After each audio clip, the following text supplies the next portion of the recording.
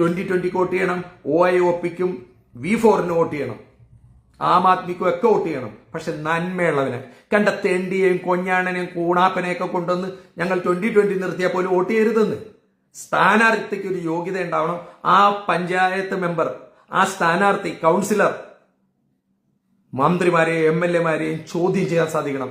അല്ലാണ്ട് മുഖ്യമന്ത്രി കൊടുക്കണ അപ്പിക്കഷ്ണം തിന്നിട്ട് പുട്ടാണെന്ന് പറയരുത്, ഇത് മഞ്ഞപ്പൂട്ടാണെന്ന് പറയരുത്.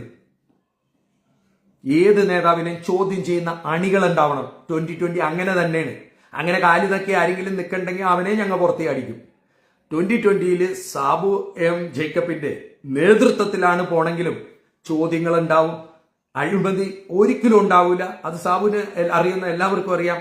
പിന്നെ ഒരു പാർട്ടി എന്നുള്ള രീതിയിൽ ചില കൂടിയാലോചനകളോ തെറ്റോ ഉണ്ടെങ്കിൽ അത് തിരുത്തിപ്പോവും. പക്ഷെ അഴിമതി, കളവ്, നാട്ടുകാരുടെ പണം കട്ടുകൊണ്ട് സാബു M ജേക്കബ് ഒന്നും ചെയ്യില്ല.